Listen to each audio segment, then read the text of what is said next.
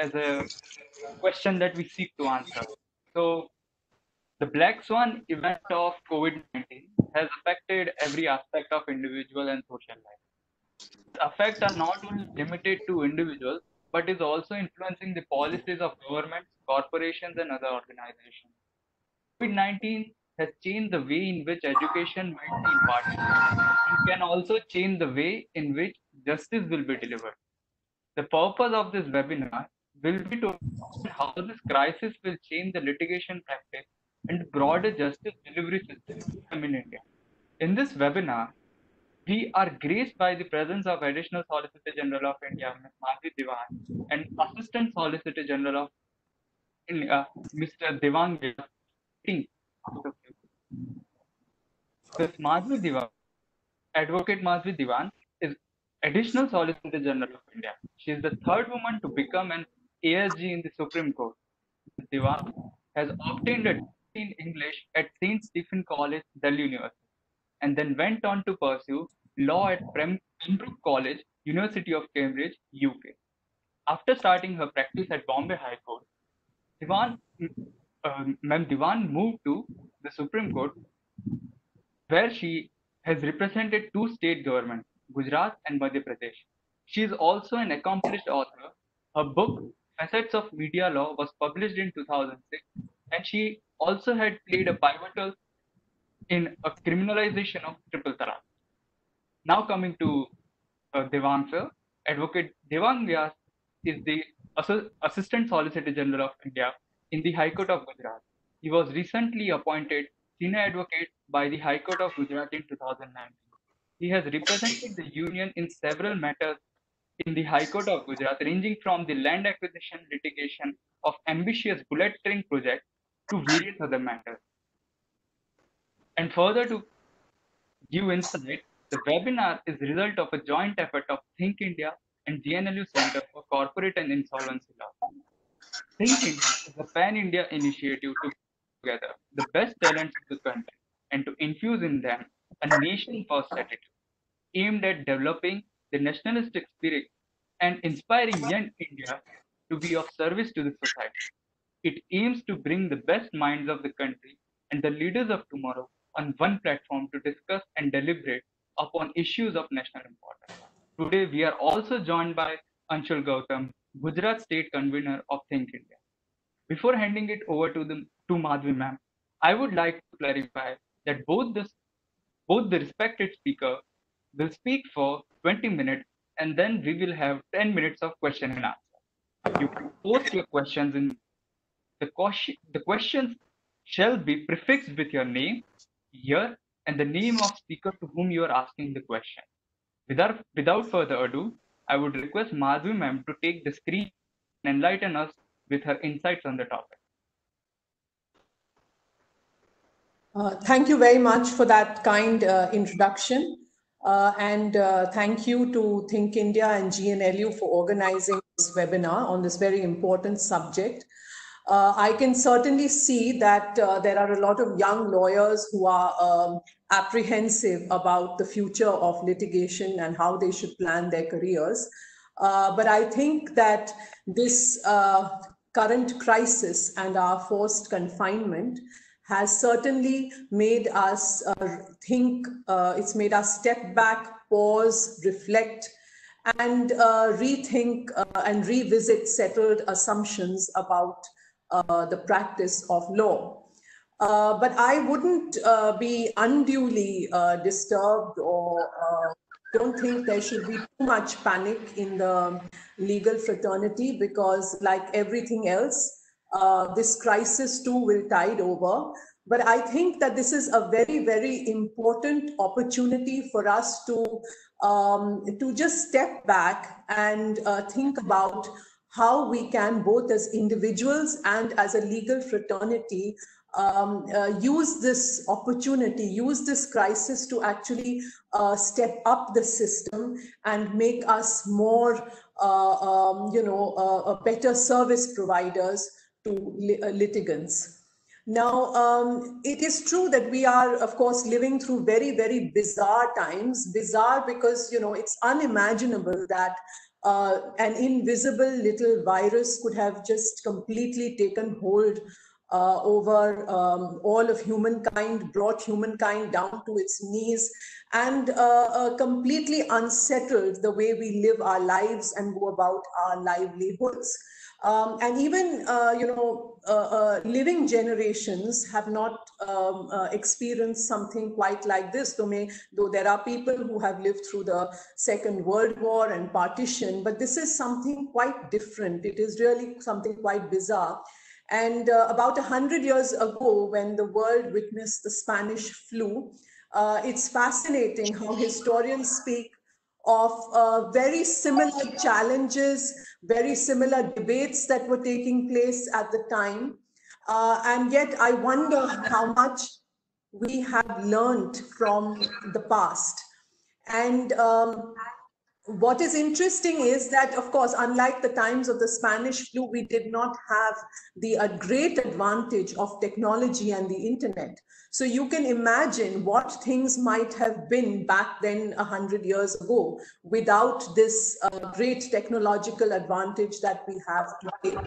And because technology has really been our lifeline through this crisis, it's helped us maintain social contact despite distancing. It has, enabled us, at least in some measure, to go about our livelihoods, although it may not be satisfactory, but it is, something is certainly much better than nothing. So when we speak about the future of litigation, I'd like to say this, that obviously the most immediate impact of a crisis like this is going to be has already been litigation as compared to the other streams of law practice. And the reasons are very obvious. One is, of course, because courts by their very nature entail congregation of people, and that cannot be done either in the immediate term or the short term or the near term. Even in the medium term, I do not think that we are going to be able to allow physical congregation. So obviously the impact is going to be on the courts. The second reason is, of course, whenever there is economic distress, the first casualty is going to be amongst the various branches of law practice, it's going to be litigation, because the litigant simply doesn't have the same kind of financial staying power or the appetite to litigate as he or she might have in better times. So obviously there is going to be an impact, and there is already an impact, one on the volume of litigation, and secondly, also on the scale of fees that litigants are able to pay their lawyers. So that's quite obvious. But I would say that rather than ruining what we cannot change, we should think about alternative means to improve legal practice, to improve the quality of services that we offer. For example, now, I think there's going to be a huge demand for ADR, alternate dispute resolution, both in terms of mediation as well as perhaps arbitration. Now, when it comes to mediation, I think that given the kind of burden that we already have in the court system, I think it would be really wonderful if we are able to use this time to develop and train a cadre of skilled mediators who will provide excellent services and obviate perhaps the need to hang around in court, and matters will get settled perhaps even before they can go to court at all. This would be a huge service which we would be able to provide to enhance our system and to enhance client satisfaction. That's one. Second is, I think as far as arbitration is concerned, now we saw last year that there has been a huge amendment to the Arbitration Act. And the whole endeavor behind that, it's a very, very significant amendment because it seeks to create what is known as the ACI, or the Arbitration Council of India. And that in turn will help set up arbitration. There will be arbitration institutions with empaneled specialist arbitrators, trained arbitrators, very, of a high order of professional skill, and also a specialist bar. Now, this is very, very important, and I think this is an opportunity that we must take as a legal fraternity. And when I say legal fraternity, I mean law colleges, I mean law firms, I mean, the system, and of course, government with it. That to use this opportunity to develop a trained, a new specialists in arbitration, perhaps even fresh out of law school, because the difficulty has been, and India in the past has lost out on this. We haven't been able to really keep work and top international arbitration, although it may involve Indian parties, but it goes away to foreign shores. So you've seen how, for example, in Singapore, in London, they have developed these excellent arbitration centers, which actually they are arbitration tourism hubs essentially, because most of their work is drawn from outside their countries. And a lot of that work, including PSU work from India, goes to those arbitration centers. And the reason is very obvious, because in India over all these years, we had not been able to offer a viable alternative. So although, after liberalization, there was this huge boom in our economy, there was a lot of work, but that we couldn't keep that work. So your best lawyers are flocking those arbitration centers rather than bringing that work back to India. So we need to reverse that trend. We need to reverse that brain drain and that work drain and bring it to India. But for that, we need to set up excellent systems. So this will, of course, require, collaboration, whether it's from law schools, whether it's from law firms. All of them, all of us will have to get together and be able to develop these excellent institutions with good arbitrators, and not just retired judges. We need good professional specialist arbitrators. We need a specialized bar. So this is a good time to plan on it. Now, as far as virtual courts is concerned, I would say this, that we have experienced some of it in the last month and a half. And I think there's some sound from behind. Someone needs to put off. There is some sound from behind. I can see somebody, perhaps, right, that's better. So can you hear me? Yes. Right. So I would say that, from my experience, limited experience of the virtual courts in the last few months, what I have noticed is it certainly cannot be a substitute for the real court system. And of course, it can supplement the system, it can enhance the efficiency of the system, but there is no way, in my view, that virtual courts can actually substitute the real courts. And the reasons are quite simple. One is, of course, that, as counsel in litigation, we are in the practice of persuasion. That is our skill. And in order to be able to have a fair opportunity to persuade the bench to your standpoint, you need a much better connection between the bar and the bench than is available in the virtual court system. Now, the virtual court system, what I have noticed is it's a very impersonal. So even assuming that we overcome the technical glitches that we are undergoing at the moment from time to time, but even given that, I do not think that we can, recreate the intimacy of a physical courtroom. We do not get that kind of connect between the judges and the counsel. So to be able to put forward the point you're trying to make, or to be able to gauge the mood of the judge or his response or her response to a particular point, whether to move on to the next one or to press that one a little more, I think that calibration does not take place very well in the virtual court system. And I would therefore feel that any matter where there's a 50-50 chance, or you really need to make a good, solid argument, the virtual court is not a substitute.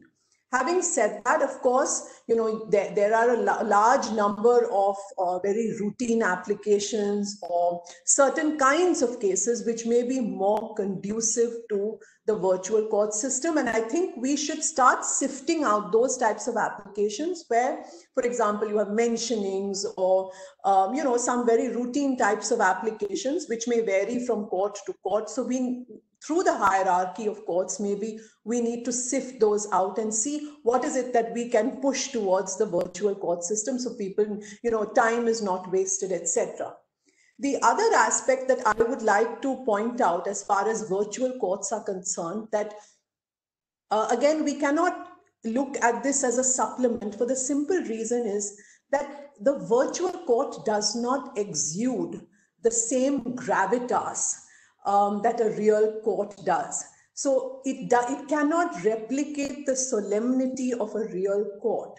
And there's a good rationale to why, say, a court is designed in the way it is, why it is structured in a particular way, why you have the judges sitting on an elevation, why you have that bar dividing the bar and the bench, why you have the national emblem behind where the judges sit.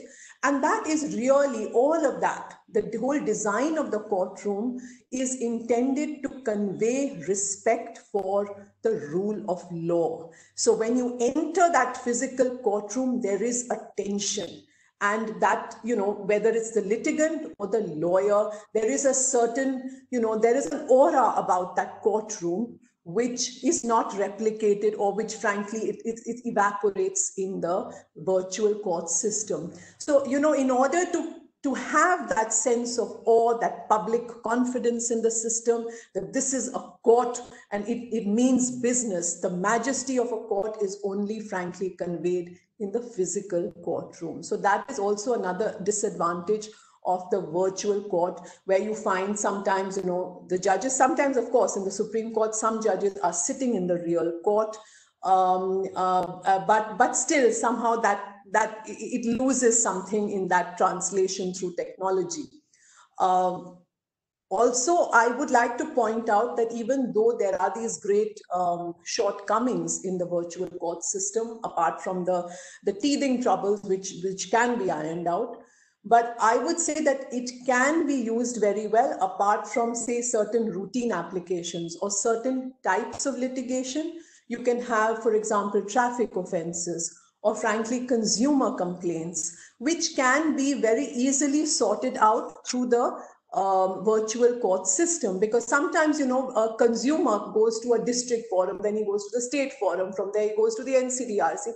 It's a very tiresome process, it's an expensive process. And what tends to happen there is that sometimes the cost of litigation, it outstrips the value of his claim. So it doesn't make sense. So therefore, in such cases, I would say, yes, we must offer a virtual court option for that kind of litigation or certain other routine applications, etc. But overall, I think the real court system will remain pretty much intact. That apart, of course, there will be many more e-filings, one hopes. There will be a lot of cleaning up through, and we should use this opportunity to set those systems in order, whether it is e-filing or a reduced reliance on physical, paper, because as you know, in the Supreme Court, there is such enormous consumption of paper. We have, convenience compilations and super convenience compilations, and we have bags and bags of briefs which crowd the corridors of the courtroom, and people are tripping over those bags. And then it also, the fact that you have so many bags to have to carry to court, so it spawns a kind of feudalism, and you have, to engage people to carry those bags around, which is, I think we can use people to do better work than just physically tugging around bags and carrying briefs into court. So I think that cleaning up, that mopping up, and that housekeeping, those tasks can certainly be cleaned up through a better technology. And this is the time to set those systems in order. But that apart, I feel that the virtual courts can only be a supplement and not a substitute for the current system. Now, I would say just a very quick a couple of points before I run out of time. Um, you know, I think it's very understandable that young lawyers are apprehensive of what's going to happen. You're just out of law school, you're looking for a placement, and people perhaps don't have the room to take you in, or there's just not enough volume of litigation right now to sustain you.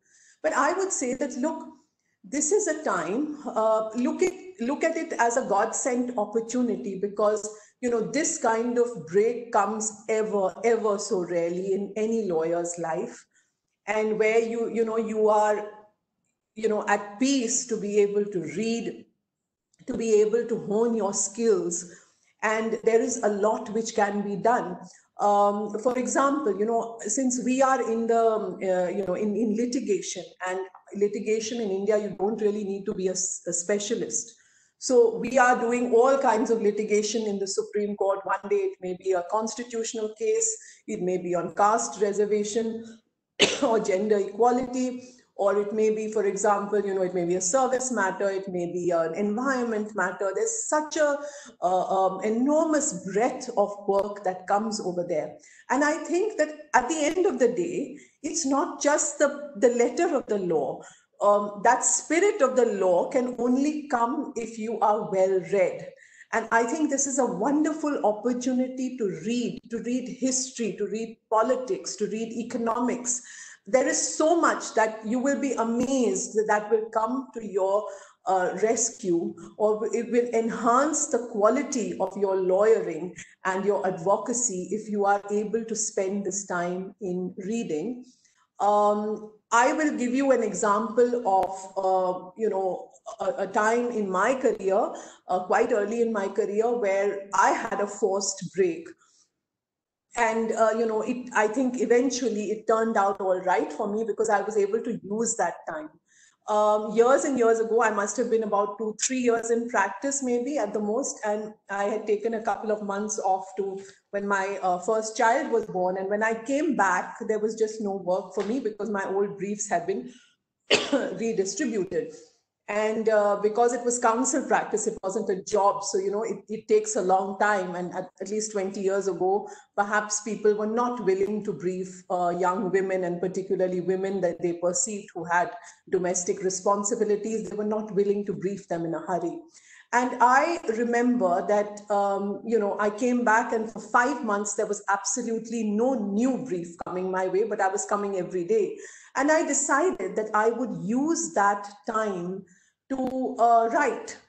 And while my young male colleagues were getting some small matter or the other every day, I decided to write. Initially, they were articles, and eventually I strung it together. It took a much longer time to make it into a book. But that's what eventually happened. Of course, by then I was I was fairly busy, so it took me a long time to get back to writing. But I pushed myself, and eventually we had a book called The Facets of Media Law. But what I'm trying to say is, I didn't think of it like that then, but now when I think back, perhaps it was an adversity, but for that difficult situation, that book would never have even been thought of. So I would say that this time can be used very well. And we look forward to some, rethinking, both by bar associations, by lawyers individually, and as a fraternity, to put together an improved system so that we can be better providers of service. Thank you. Thank you very much. Thank you. Thank you, ma'am. Thank you, ma'am, for your insights, especially the paradox of and as you pointed out. As you said, ma'am, that due to the necessities of the new economy and the different urgencies, people would prefer to have alternative dispute resolution.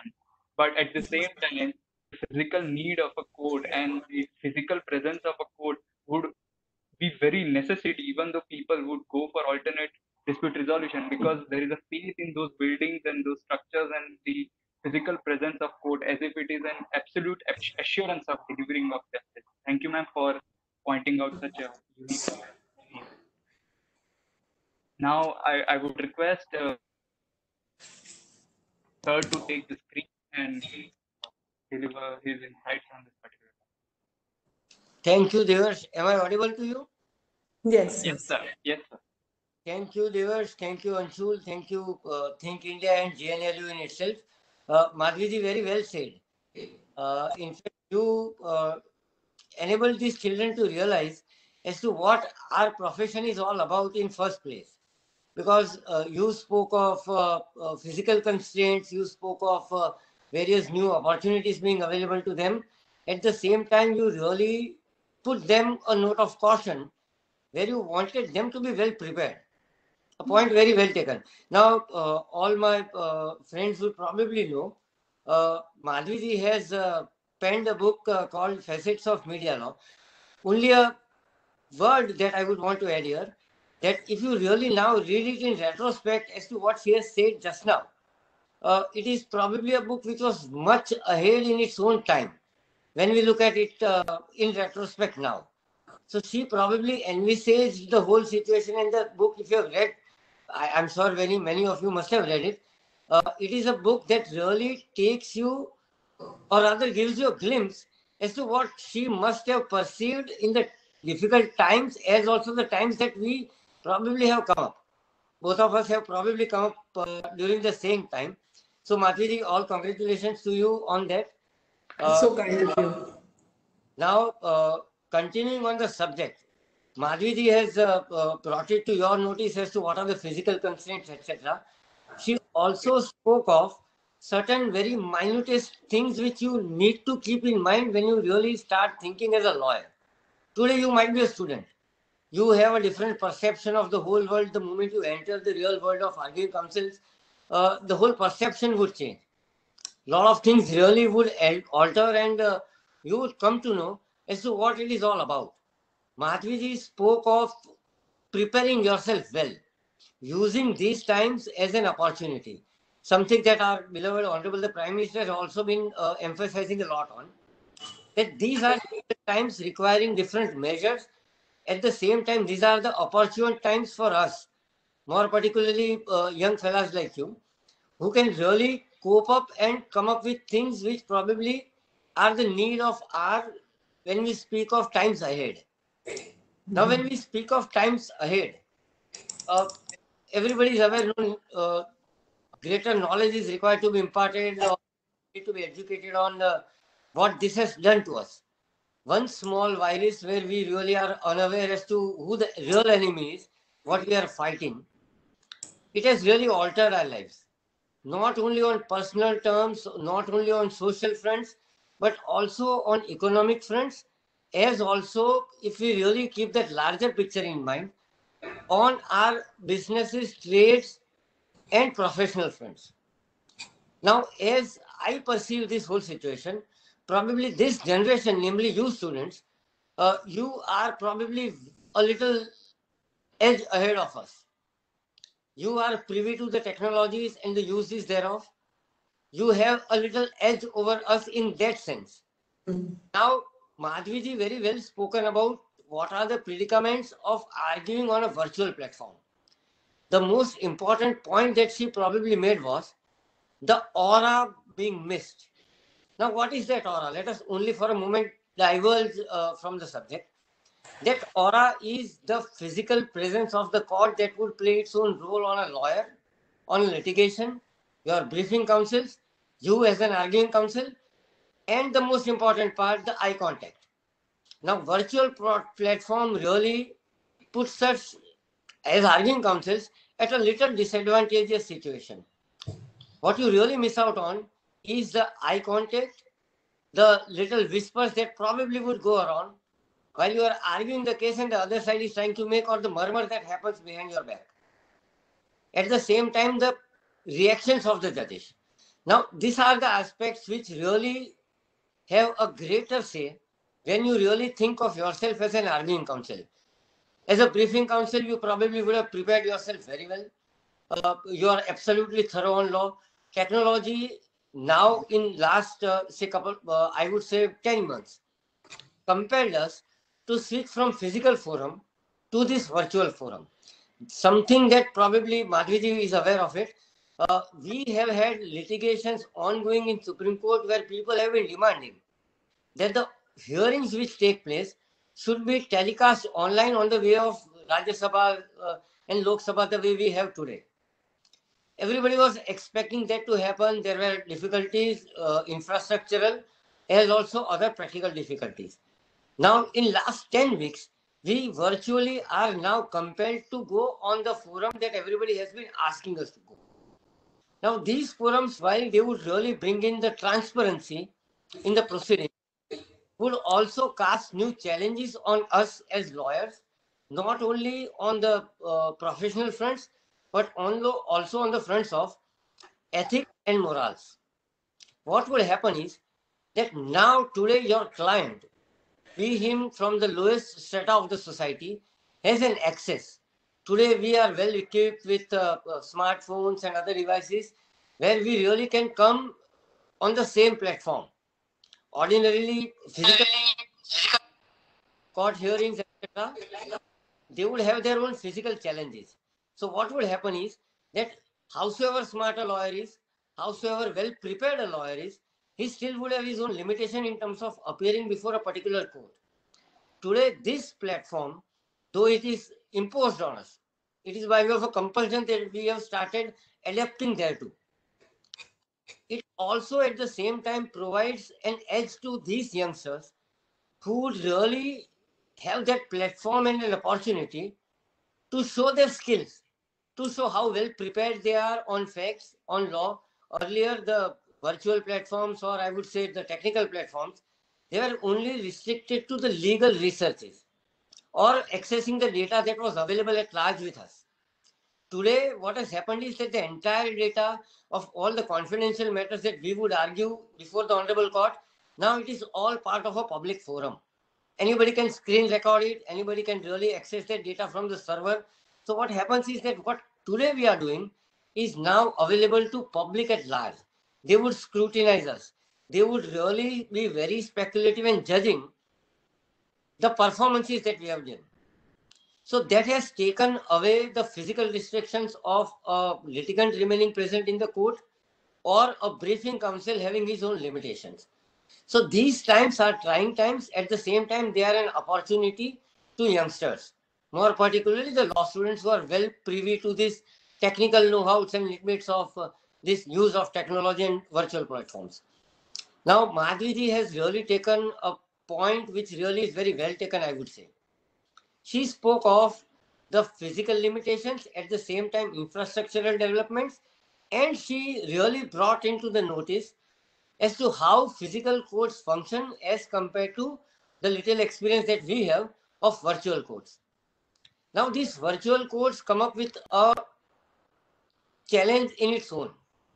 She spoke of alternative dispute resolutions, more particularly we preparing ourselves and gearing up as counsels in terms of these virtual hearings and the new bar coming up, which is well known to this privy to these things.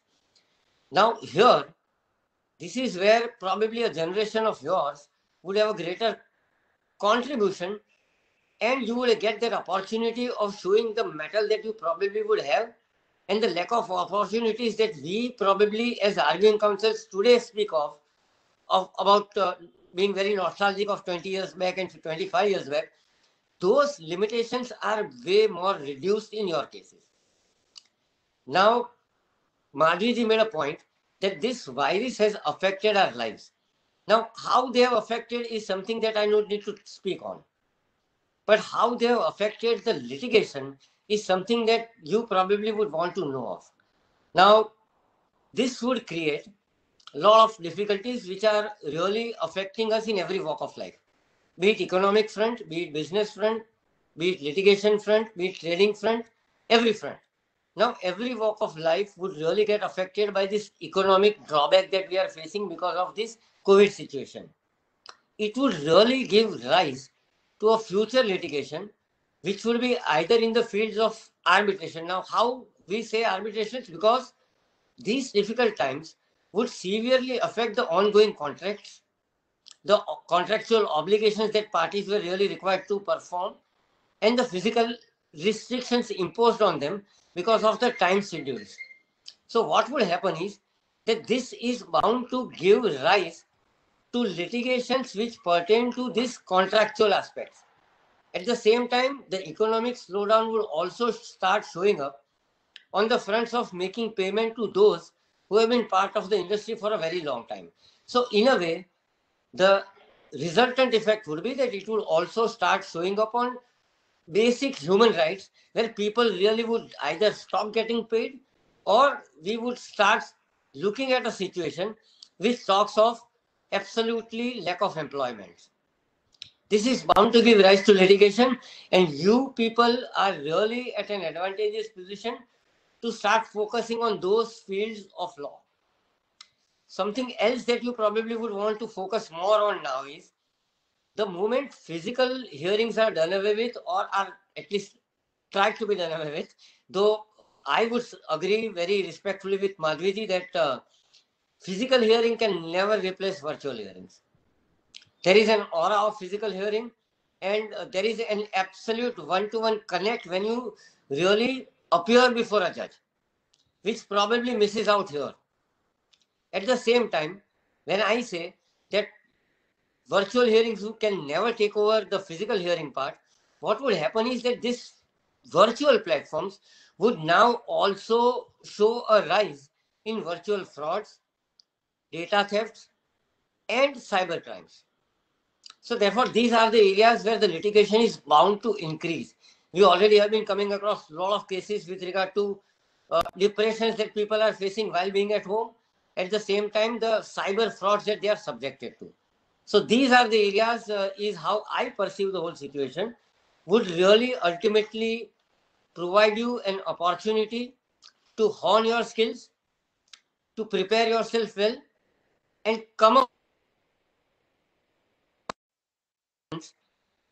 that would really test your mettle and would also at the same time would give you an opportunity to at least reflect on the potential that you possess. Your potential today in the virtual world would be noticed much earlier than probably it may have happened with me or Madhviji in retrospect. That is how we probably came up ourselves. You have this added advantage. So therefore, I would advise you to prepare yourself well, be aware as to what are the future avenues where the litigation is going to be on the rise. And accordingly, jog up yourself for that. I would really want to wish all of you best of luck. I would really wish that you really would hone your skills, indulge this entire period of self-imposed isolation into reading a lot, try and understand, try and perceive as to what really law is about.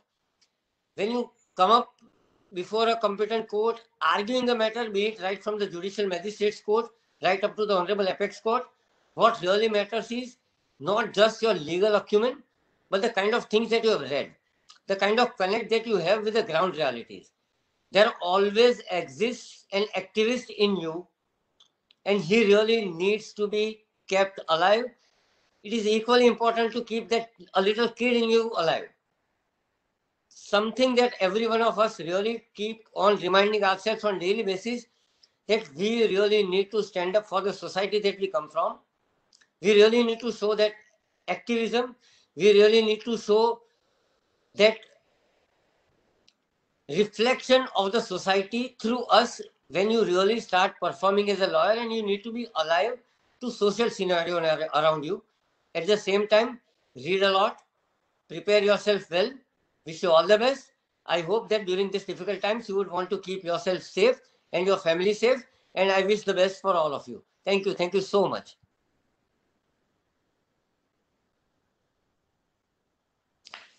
Thank you, sir. Thank you, sir, for your great insight.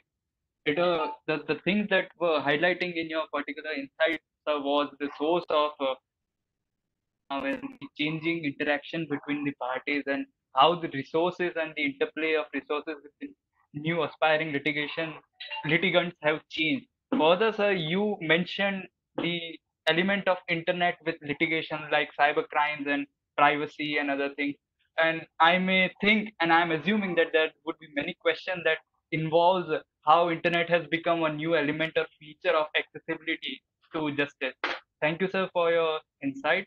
I ask and ask participants to ask the questions, but please state your name here and the speaker you are asking the particular question to. Thank you. You can put Also, your, also one more request. Let them put their video on so that at least me and Madhviji know as to who we are interacting with. sure, sir. Sure, sir. Please, those who are asking the question, rather than going into the